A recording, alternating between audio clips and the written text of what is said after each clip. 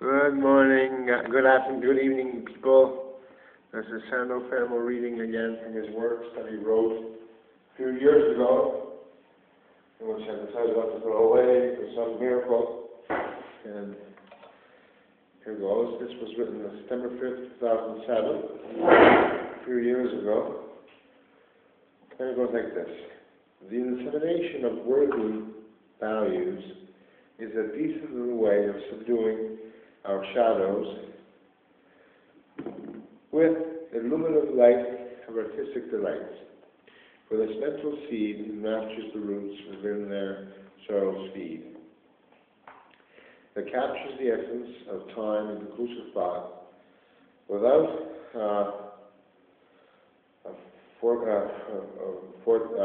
furtive core of the mind's occasional drive. For repulsion or sorrow with the distant terrain's abundance is now allied with the universal task of creativity's must to universalize our horizons without the branches of all those barren glances. That was not a prosperous denial of all those torrent trials, but a dreaded intuition of whom we have to care and listen, towards whom we have to care and listen.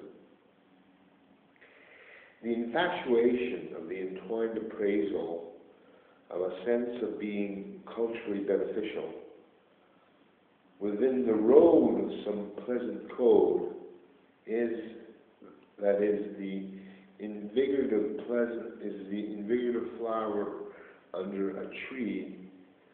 Is like an invigorative flower under a tree that sets her instinctive roots beauty free. For the obsessive route of carrying someone else's root dismays the soundness of foreign grandness that is acute towards the propulsion of integrity, while knowing damn well that a nobody can't be a somebody even without the female recognition of someone else's dominion, of the open-minded excuse me, curfews of what must be, running anew, a substantial revolving exterior that does not deteriorate within the dust of stagnation, but absolves that need of pensive starvation that we often have, as Mateo, with a seemingly foolhardy promise in order to conceptualize a new form of Christian knowledge. That's another story. Screaming leaves upon the benchmark of arousal, that indubitable relentless stream, that undoubtable relentless stream towards the corrective baptismal fire, that is like the stereoscope of scrutiny, similar to that of a barbarian state of integrity,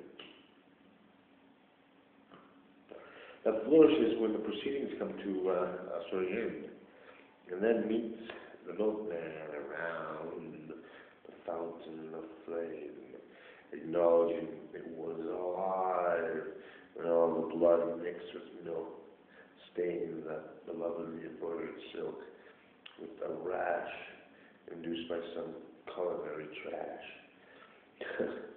That was that was the true imagery of what seemed so foolhardy, perhaps a weird little child who read too much adult books, whose adult quirks were filled within rudimentary fixations of spoiled manifestations, because I was also spoiled, and I never want to be spoiled again. But the solemn altruism of parental wisdom is often correlated with the authoritarian materialism of honest Catholicism, which is also a cathartic angst of cyclical cants. And this is where I find my problem with them. Like, I don't like their formality. I don't think you have to go to church in order to be Christian or a Catholic. I even think sometimes that if you're Catholic, your best bet's go to a bar, drink with them if need be, and do whatever you have to do with them if need be. But then remember, in the end, just give them good advice, not to God, they don't get hurt when they go home. That's the kind of guy I was. But the awareness of spiritual individuality describes both you and me with the necessary guilt of redemptive splendor. That is truly beautiful is not obligated to ponder. For the environmental dysfunctional, is often soothed by the Jesuit sense of the rational. For being bonded by our inevitable return towards what inside of us does so at times strangely burn, is the dutiful task to unleash the mask of ambivalence with often trivial happiness, while the intensity of reciprocated dreams is also burdened by other religions' themes. That is, not burdened, enlightened. There is the schematic burden of correlative heavens, distancing only ourselves if we cannot all perceive these magic books upon our somewhat revolutionary shelves. But the mirage of a false hope, abstracting awkward mortality from prominent hangman's ropes, is not the true intention of meaningful attentions. Where it came must be pondered. One must realize that it was the system that by whom he was devoured, for the perennial mistake in a beloved revengeful wake, that substituted the law-abiding cordiality with the same form of corruptibility. For a democratic thesis is where you'll find Jesus, with that real revolutionary prose that forgives those horns upon a tinted rose. Thorns on a tinted rose. I don't feel the Americans don't want me anymore. For our beautiful proportional lease on life is often perplexed by an illusory strife. I'm well off. I eat, drink, and I'm married. For formality, and I wish everyone can be like that, for formality and a three-piece suit stashes away the false human cool with the persuasive power of non-complacent recklessness. For we beseech your forgiveness, my dear purveyors of vision, with a more integrated portrayal of God's real perpetuations, and that is often, or sorry, monetary condition, that gives the elitist consumerism a careful listen with the impossibility of truly achieving such meaningless goals, because the more you own, the more you are owned by them. But it's nice to have a home with some furniture, because the weak and the feeble must walk upon burning coals that are there to remind us of our prophet's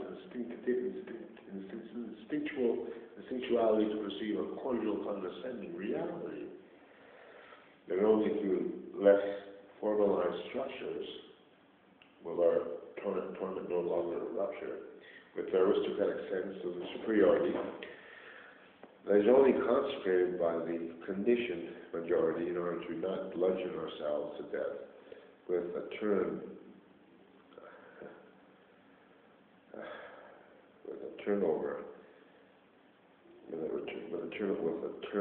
apart secret wordiness of the Lord's true state of sturdiness. That a conclusive disdain shall intrude upon our beloved domain, and shall no longer mistrust a spoonful of dust, like the grapes of wrath, and shall fulfill God's true pacifistic will, to no longer be a false protective, to take false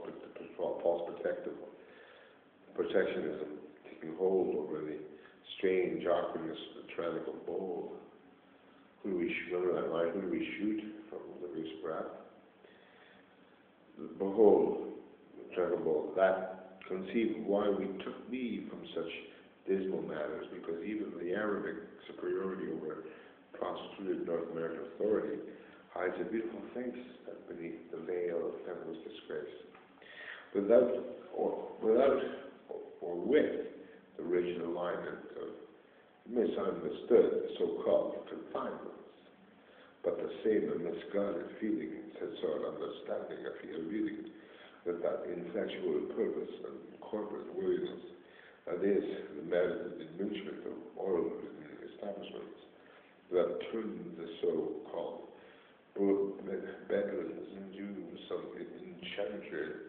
enchanting harem, whereupon many female representations are sparing, so cherishly being seduced by what is on the loose, shared love of both of the moon and the Assyrian stars, that states from both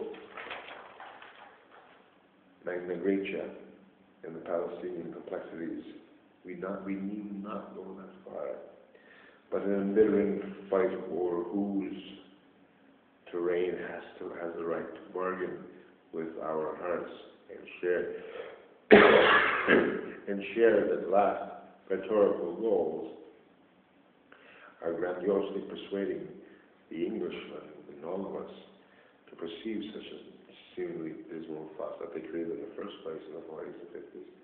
But the rationality of both humanity's premature history will abduct our North American teachings with what is truly within our minds, breaching over breaching in our minds are breaching, and that is the shared hope of resolving such enchanting eroded mountains and desert-ridden skies with that tenacious hold upon our celestial wine.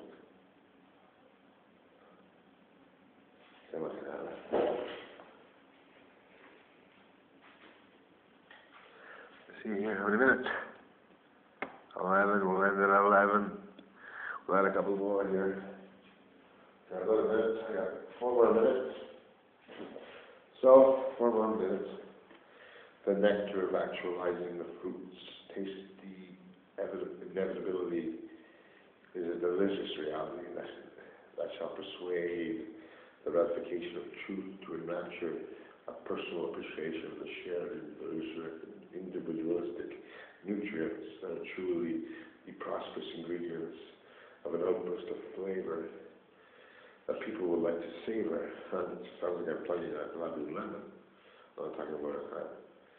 But this lowly appreciation of famine's appreciation shall invigor the positive fruition of intended willingness, no longer inflict a state of corporate stubbornness towards the ravaged men who don't know what it's like to indulge in a wasted sense of the plenty, for the healing process involved in false progress consumes the westernized world with monstrous flags that are lured by the appertaining tribes of stupid lives that cannot even comprehend the populace's disillusioned dead end, for industrial implacabilities and bleaknesses, fashionabilities must not be just a radical sense of fun in order to be cool and mock courageous. None. That is there in a